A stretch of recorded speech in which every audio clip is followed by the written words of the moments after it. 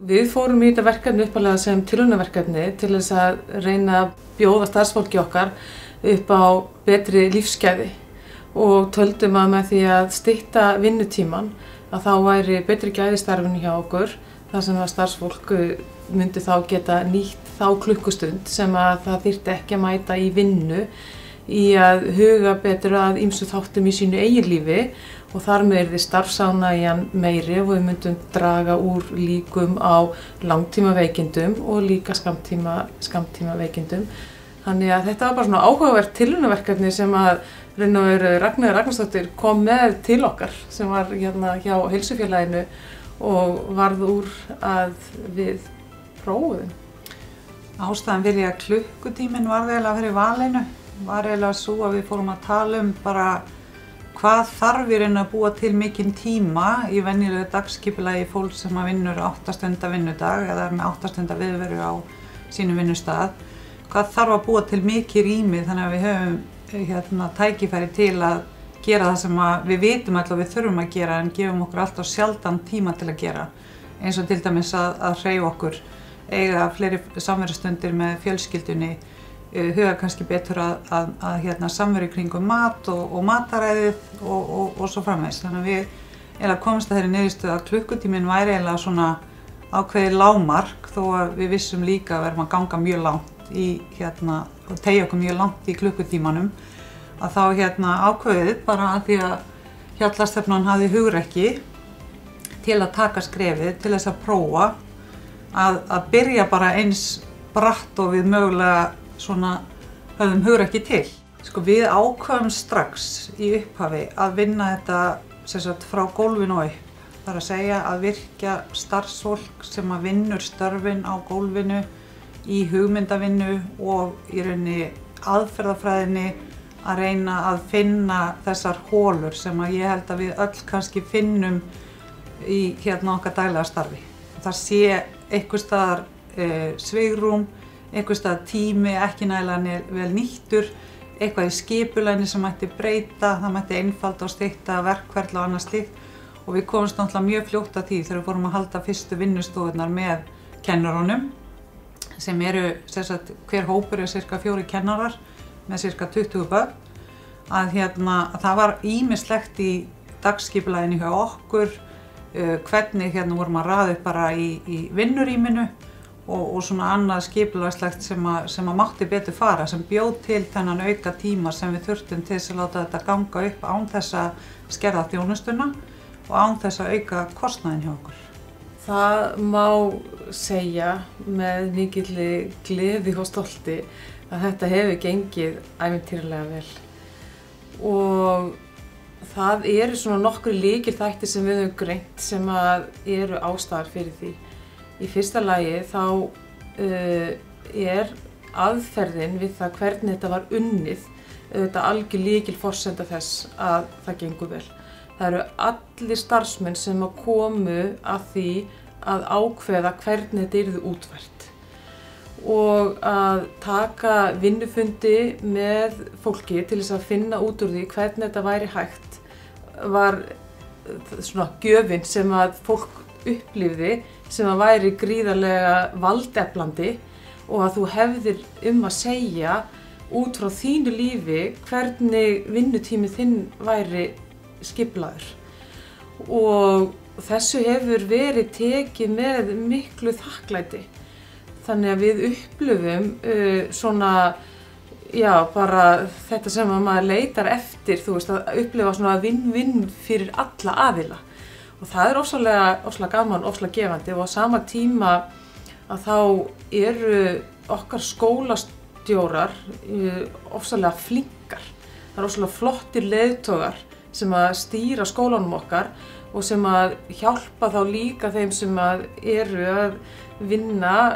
dagsdaglega starfið til þess að finna bestu leiðirnar. Þannig að við höfum líka farið í mikla vinnu með skólastjórunum varðandi valdeflingu og færni í sínum störfum sem leiðtogar. Og líka myndi ég segja sem að kannski svona ekki síst og er gaman að tala sem ég veit að er nýtt fyrir fólki en okkar ofsalega sterka vitund styrkleika kynjanna í menningu sinni hjálpar okkur gríðarlega mikið því að það er það sem við notum í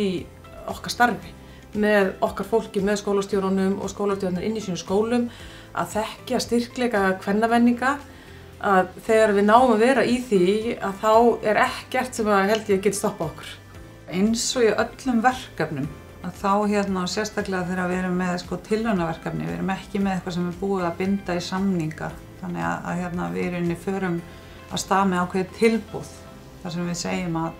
ef að styttri viðvera leiði til þess að við erum að sjá til dæmis fjarvistir að þá muni verkefnið halda áfram. Þannig að við erum í rauninni með svona þá lúxustöðu að geta sífellt verið að meta hvort það er skynsamlegt að halda áfram í styttingunni. Og ég held að það sé kannski flókið í framhaldinu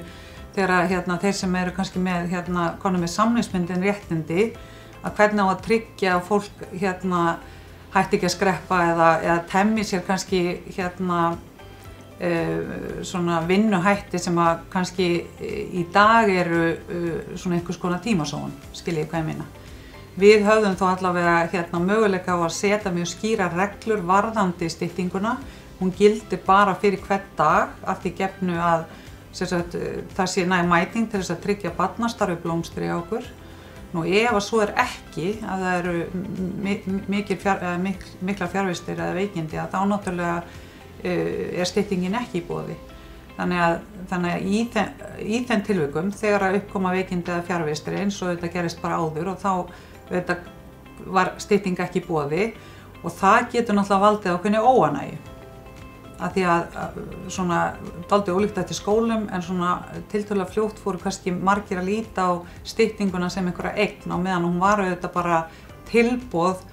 styttri vinnudag ef að starfið var að ganga eins og við gerum kröfum að það gangi. Því að við gefum auðvitað engan afslátt af því að það þarf að tryggja öryggi og menntun barnanna. Þannig að það auðvitað var ákveðin áskorun og var dálítið áhugavert að sjá hvernig hóparnir í rauninni leystu það hver fyrir sig. Hversu langt eru voru tilbúnir til að teygja sig til þess að láta í rauninni styttinguna ganga upp og skipulagið ganga upp. Þannig að ég sé alltaf að þetta var mikið styrktarpróf fyrir hverja einustu einingu og fyrir hvern einasta skóla og við gátum svona eiginlega gefið okkur bara strax eftir vinnustofuna hversu vel myndi ganga í að innleiða breytingarnar. Því ef að einingarnar tóku þessu fagnandi sem var eiginlega bara nánast undantekningarlaust að þá yfirleitt gekk þetta bara eins og í sögu og það þurfti mjög sjaldan að koma inn til að leiðrétta og fara yfir samninginn að þetta er eingöngu í boði þegar að allir eru mættir, þegar það gengur vel en ekki þegar það eru til dæmis mikil veikindi eða eitthvað slíkt. Já, við náttúrulega bara spurðum foreldrana beint út í verkefnið og gerðum það í okkar könnunum sem við gerum 2 ári og í fyrsta lagi fengu þeir náttúrulega allir kynningu á þessu og upplýsingar verkefnið og hvert markmið með verkefninu væri, sem sagt að bæta starfsumhverfi okkar kennara og auka bæta í rauninni komið veg fyrir reyna minnka fjarvistir af því að þær voru ákveðið vandamál. Það var í rauninni uppsprettan og voru miklar veikinda fjarvistir hjá okkar kennurum og þeir voru strax gríðarlega jákvæðir og sýndu mikinn stuðning og við spurðum þá hvort að þeir hefðu kannski líka sjálfur áhuga á að stytta sinn vinnutíma vegna þess að við erum í þeirri stöðu að við erum með börn sem hafa lengri vinnutíma heldur en foreldrarnir sem flestir hafa 8 tíma vinnudag þannig að við þurftum náttúrulega líka að byrja samtalið og velta því upp hvort að foreldrarnir getur hugsað sér að stytta viðveru barna eða sína viðveru í vinnu og eiga kannski möguleika að verja meiri tíma með börnunum. Og það kom í ljós að 90% foreldrarna voru tilbúnir í það, langaði gjarnan að fylgja í fótspor okkar og síðan er það að gerast á markanum að hann er svona smátt og smátt að vakna til vitundar og svona fara sömu leið þó að það sé í styttra mæli sko. Það var líka kannski að bæta því inn í að það var kannski í stóru myndinni má kannski segja að ástæðan fyrir þessu verkefni var kannski ekki síst að okkur langar auðvitað til þess að stuðla að því að viðverutími barna gæti verið styttri og þá bara út frá þeirra hagsmunum. Það væri ánægilegt að vinnutími almennt á Íslandi væri styttri þannig að börnin væri meiri tíma með foreldrum sínum. Ég meina við viljum auðvitað veita foreldrum frábæra þjónustu á þessum tíma þegar þau eru í sínu starfi og vinna að menntun og umönnun barnanna. En við auðvitað bara eins og mjög margir aðrir höfum áhyggjur af því að íslensk börn eiga Evrópumeti í viðveru í leikskólum og viljum gjarnan leggja okkar á mörkum til þess að allavega vekja fólk til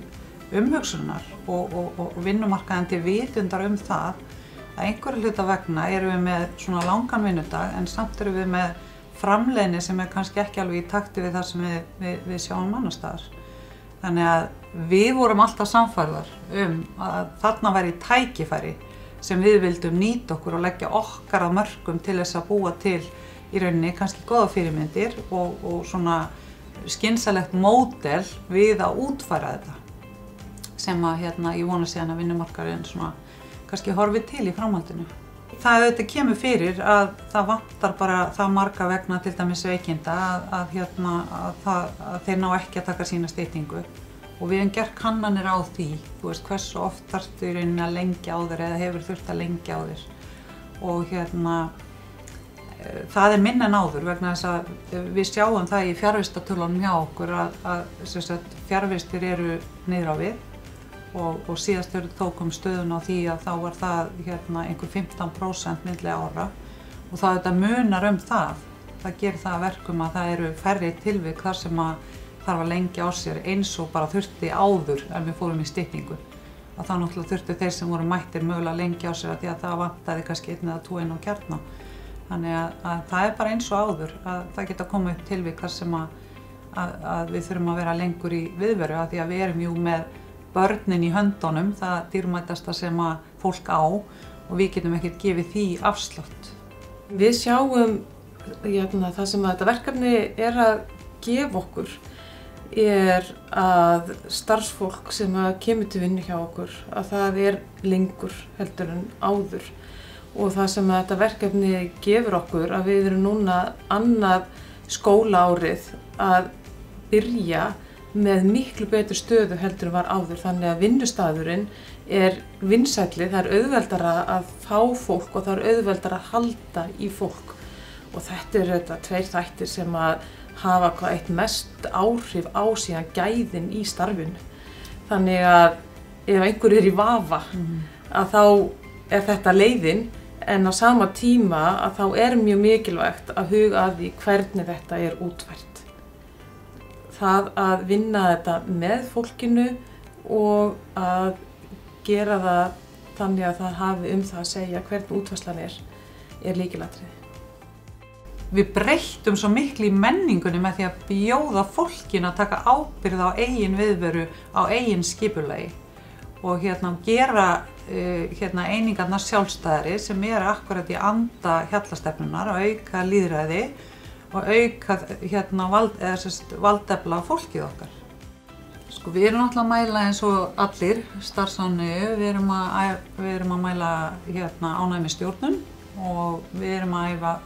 mæla álag í starfi og við erum að mæla líka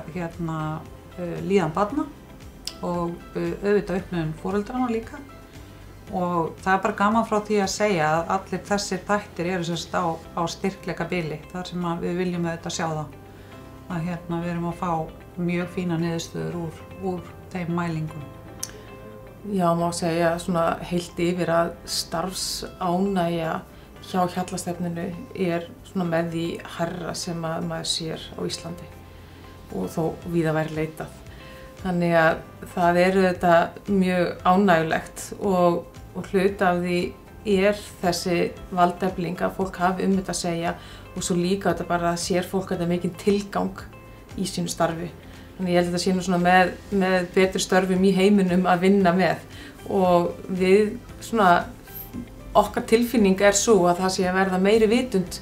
það, verðmæti sem eru í okkar starfi, okkar dagsdaglega starfi með börnum og í barnastarfi að sjá árangur á starfi sínu. Þú veist, maður sér það nú sjaldnar held ég meira heldur en akkurat í þessu og og starfsánægja hjá okkur er mjög há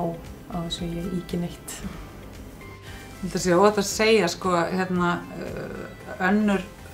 reglan okkar eða meginreglan starfsfólk, hún segir að það er í boði að koma glaður og jákvæður í vinnuna á hverjum degi og ég held að sé óhætt að segja að það er nákvæmlega það sem maður upplifir. Og að því að ég vinn nú reglulega líka með öðrum aðilum á vinnumarkaði að þá finnum maður svo sterkt fyrir þessum menningamun að þessi gleði og jákvæðni sem auðvitað smitast líka frá börnunum en auðvitað er auðvelt að kæfa ef að starfsfólki er ekki líka glatt og jákvætt og ánægt í sínu starfi. Það er eitthvað þarna sem er alveg einstakt.